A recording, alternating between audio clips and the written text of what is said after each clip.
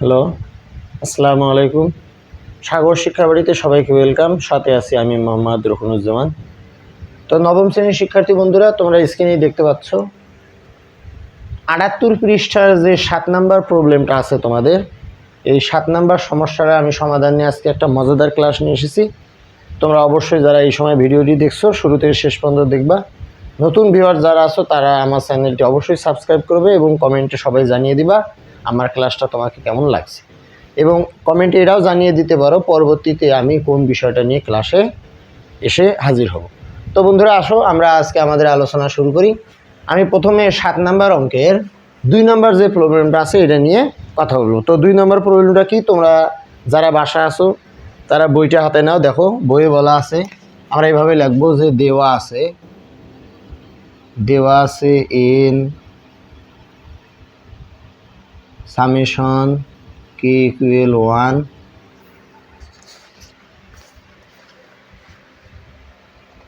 3k plus 2 equal 1105, এটা দেওয়া আছে। এখন আমরা এখান থেকে তোমাদের যেটা বলছে যে এন এর মান নির্ণয় করো। কার মান? এন এর মান নির্ণয় করো। তার মানে আমরা এন এর মান নির্ণয় করব। তো তোমরা একটু খেয়াল করো, এখানে এন দেওয়া আছে, তাই না?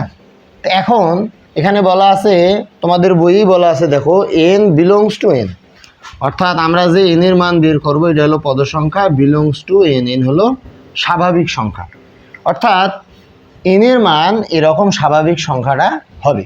এখন আমরা কে ইকুয়াল 1 ধরা আছে, কে এর মান 1 ধরতে পারি, 2 ধরতে পারি, 3 ধরতে পারি। তাহলে আমরা লিখবো যে কে ইকুয়াল 1 হলে আমরা যে ধারা আগে তৈরি করব তার প্রথম পদ, অর্থাৎ তুমি এখানে কে এর মান 1 বসাও।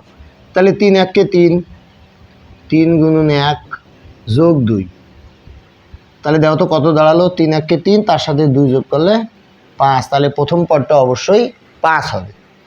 এবার কে ইকুয়াল 2 হলে দ্বিতীয় পদ, তাহলে কে এর মান এবারে 2, তাহলে 3 ইন্টু 2 প্লাস 2, তাহলে 3 দুগুণে 6, 6 এর সাথে 2 যোগ করলে 8। আবার কে এর মান 3 ধরো, তৃতীয় পদ, তাহলে কে এর মান এবার 3, তাহলে 3 ইন্টু 3 যোগ 2, তাহলে 3 3 9, 9 এর সাথে 2 যোগ করলে 11, তাহলে কয়টা পদ পাইলাম? 3টে। তো সাধারণত একটা ধারা দেখাতে গেলে 3টে 4টে পদ দেখাইলেই হয়। তো এবারে আমি কে এর মানটা একটা ভিন্ন রাশি ধরবো, সেটা হলো এন হলে, তাহলে চতুর্থ পদ বা আরও শেষতম পদটা কত হবে? তাহলে 3 ইন্টু এ কে এর মান এন প্লাস 2, তাহলে দেখো তো কত হয়, 3n প্লাস 2, বা এখানে শেষ পদ লিখতে পারি আমরা, শেষ পদ। হ্যাঁ, শেষ পদটা কি দাঁড়াবে? 3 into N plus 2 equal 3n plus 2, 3n plus 2 এরকম দাঁড়াবে। তাহলে আমরা লিখতে পারি অতএব ধারাটি সমান প্রথম পদ 5 প্লাস দ্বিতীয় পদ 8 প্লাস তৃতীয় পদ 11 plus dot dot dot dot dot শেষ পদ 3n প্লাস 2, এরকম একটা ধারা আসবে। এখন এইখানে আমরা এখন বের করব এন এর মান কত। তাহলে এটা এন তম পদ দেওয়া আছে, তাই না? তাহলে এন সংখ্যক পদের সমষ্টির সূত্র রাখি। তাহলে এখান থেকে এই ধারা থেকে আমরা বের করে নিতে পারি যে এখানে প্রথম পদ ইকুয়াল 5, প্রথম পদ কি এ, তাই না? প্রথম পদ এ ইকুয়াল 5। এবার দেখো তো 8 থেকে 5 বাদ দিলে 3, 11 থেকে 8 বাদ দিলে 3, তার মানে বাদ দেওয়ার পর বারবার একই সংখ্যা আসতেছে। তাহলে আমরা পাবো এখান থেকে সাধারণ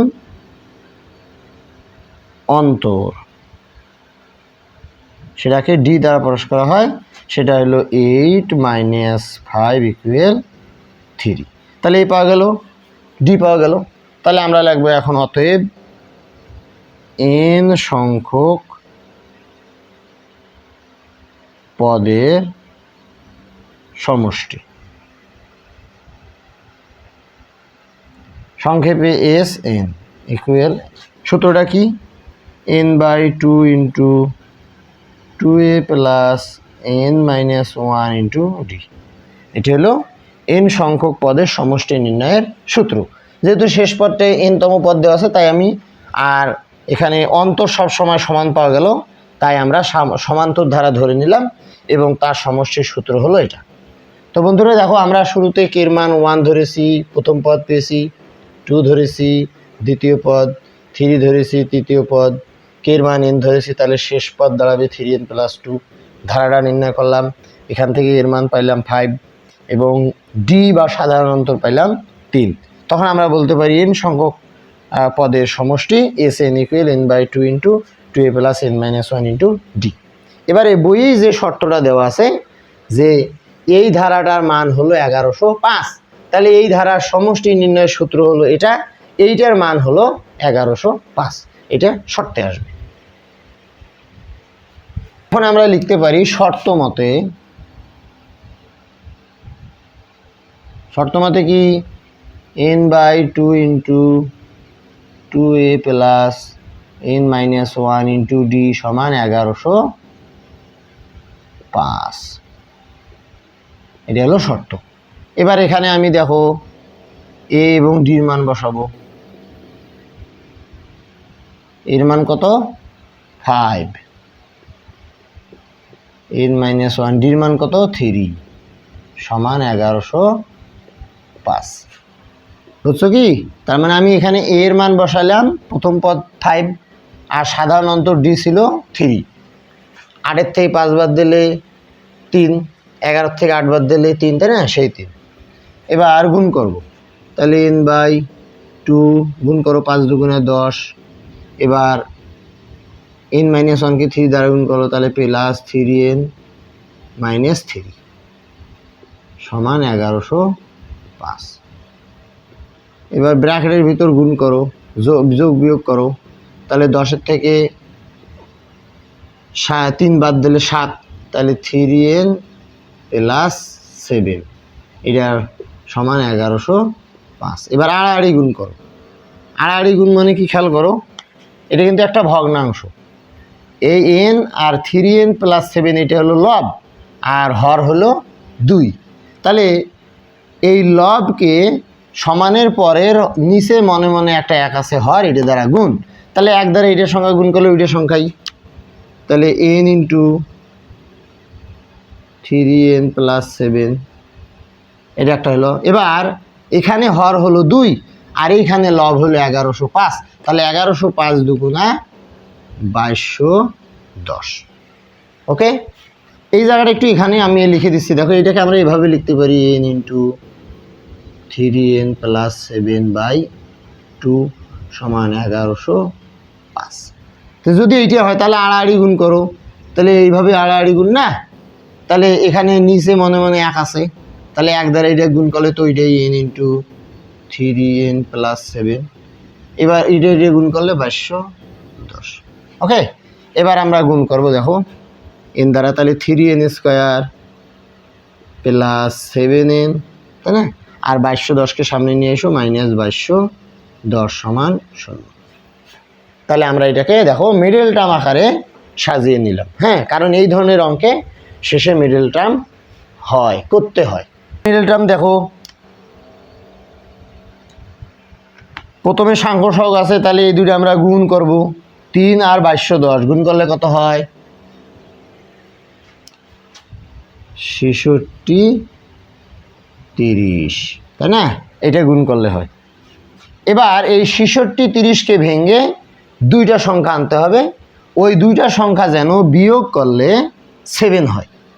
তো কিভাবে আনবো, তোমরা যারা মোবাইলে ক্যালকুলেটরে করতে পারো তারা করবা, যারা ক্যালকুলেটরে পারো না তারা দেখো এইভাবে বের করবা, 2 দিয়ে ভাগ যায়, তাহলে 3315,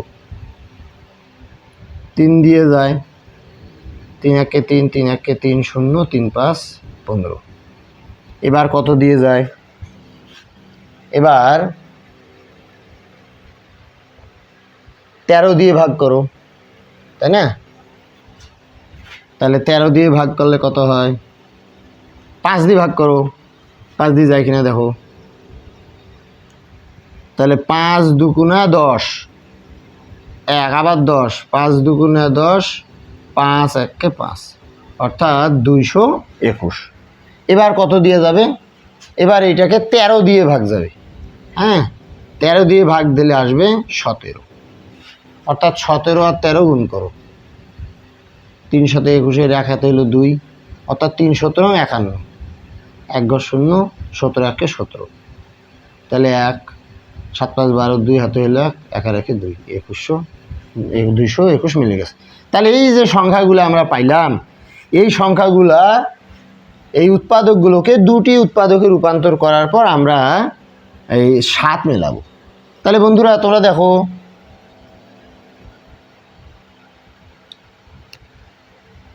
আমরা এই দুইটা এগুলোর মধ্যে 5 আর 17 নাও, তাহলে 5 17 85। আর বাকি যেগুলো আছে 3 13 39, 39 দুগুণা 78। হ্যাঁ, 39 দুগুণা 78। আর এই দুটো যদি গুণ করি তাহলে 66 30 পাওয়া যায়। আর একটা জিনিস খেয়াল করো, 2210 সামনে যেহেতু বিয়োগ আছে, 85 থেকে 78 বাদ দাও, 7 হয়ে যাবে। 79 80 81 82 83 84 85, 7 হয়ে গেল। তাহলে আমাদের মিডল টার্মে যে সংখ্যা দুইটা হয় তার মধ্যে একটা হলো 85 আর একটা হলো 78। 85-র সঙ্গেও n, 78-এর সঙ্গেও n। তাহলে মেলাই, তাহলে 3n² প্লাস আছে না, প্লাস। তো বড় সংখ্যাটা তো আগে লিখতে হয়, তাই না? তো বড় সংখ্যাটা 85, কিন্তু খেয়াল করো তো 3 দ্বারা 85-কে ভাগ যায় না। তাহলে 3 দ্বারা 85-কে ভাগ নিয়ে যাবে কাকে? 78-কে। তাহলে 78টা আগে লাগবে, 78n। এবং এই ছোট সংখ্যাটার আগে যে চিহ্ন হবে সেটা হলো এই প্লাস মাইনাসে মাইনাস। আর বড় সংখ্যাটা 85n, বড় সংখ্যাটার আগে অঙ্কের চিহ্নটা বসবে। বুঝছো? আমি আবারও বলছি, দেখো, যেহেতু বড় সংখ্যাটা আগে লেখলে 3 দ্বারা 85-কে ভাগ যায় না, কিন্তু 78-কে যায়, তাই 78 সংখ্যাটা আগে লিখলাম 78n। কিন্তু 78nটা হলো ছোট সংখ্যা। ছোট সংখ্যার আগে কোন চিহ্ন বসে? মিডল টার্মের অঙ্কে যে চিহ্ন দুটি তুমি দেখতেছো এই চিহ্ন দুটি গুণ করবা, প্লাস মাইনাসে মাইনাস 78n। আর বড় সংখ্যাটা 85n, কিন্তু বড় সংখ্যার আগে কোন চিহ্ন বসে? প্রথমে যে চিহ্নটা আছে ওই চিহ্নটাই বড় সংখ্যাটার আগে বসে। আর বাকি -2210 ঠিক থাকলো, ইকুয়াল 0। মিডল টার্মটা আমাদের হয়ে গেল। এবার আমরা কমন নিই। বলো তো এখান থেকে কী কমন যায়? 3 কমন যায়, সঙ্গে nও কমন যায়। তাহলে পাচ্ছি কি? n মাইনাস 3 দিয়ে 78-কে ভাগ করলে 26, 3 26 78।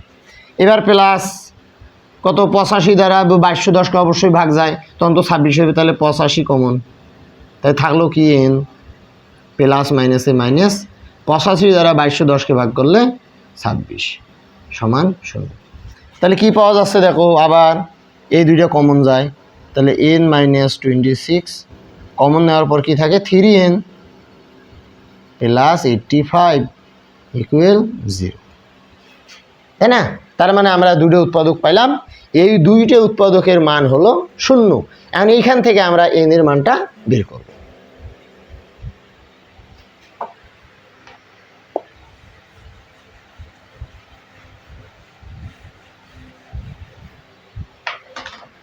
তাহলে এইখান থেকে n এর মান বের করতে গেলে আমাদের কি করতে হবে? জায়গা নেই, এদিকে লিখতেছি যে এখন প্রথম যে উৎপাদকটা তার মান 0 দেখাবো, n - 26 ইকুয়াল 0। তাহলে অতএব n ইকুয়াল -26 সমানের উপাশে গিয়ে +26। তার মানে n এর মান একটা পাইলাম আমরা 26। এবার এখান থেকে n এর মান বের করি, অথবা 3n, তাই না? এখানেই লিখি, অথবা 3n + 85 ইকুয়াল 0। তাহলে 3n সমান -85, তাহলে অতএব n ইকুয়াল -85 বাই কত 3। কিন্তু এরা মাইনাস বলে গ্রহণযোগ্য নয়, কারণ n হলো পদ সংখ্যা কখনো ঋণাত্মক হয় না। একটা যদি ধারা হয় সেখানে অবশ্যই 2টা 3টা 4টা পদ থাকবে। মাইনাস মানে ঋণাত্মক, মানে কোনো পদই নাই, এমন কোনো ধারাও নাই, তাই n এর মানটা গ্রহণযোগ্য নয়। তাহলে আমরা পাইলাম অতএব নির্ণেয় মান কত 26। তাহলে এই ধারাটার 26টি পদের সমষ্টি দাঁড়াবে কত 1105। তাহলে বন্ধুরা তোমরা দেখলে যে 7 নাম্বার প্রশ্নের যে 2 নাম্বার সমস্যাটা, এটা আমি সুন্দর করে সমাধান দেখাই দিলাম, তোমরা নিশ্চয়ই বুঝতে পারছো। এবং এই ক্লাসটা শুধু তোমার জন্য নয়, তোমার সহপাঠীদের জন্যও বটে। তাই তোমার সহপাঠী যারা আছে, যাদের আইডি তোমাদের জানা আছে, তাদেরকে এই ক্লাসটা শেয়ার করে দাও বেশি বেশি করে। তো বন্ধুরা এভাবে তোমরা এই 2 নাম্বারের মতো করে 1 নাম্বার যে অঙ্কটা দেওয়া আছে, এই 1 নাম্বার অঙ্কটা আমি তোমাদের হোমওয়ার্ক দিলাম। আমি তোমাদের এই 7-এর কয় নাম্বার 1 নাম্বার অঙ্কটা হোমওয়ার্ক দিলাম। তোমরা এটা বাসায় হোমওয়ার্ক করবা, করে এই ক্লাসটা দেখার পর কমেন্টে আমাকে জানিয়ে দিবা যে এই 1 নাম্বারের অ্যান্সারটা কত আসলো এবং আমার ক্লাসটা তোমাদের কতটা ভালো লেগেছে। তো বন্ধুরা সবার শেষে আবার সবার সুস্বাস্থ্য এবং দীর্ঘায়ু কামনা করে আজকের মতো এখানেই ক্লাস শেষ করছি। খোদা হাফেজ।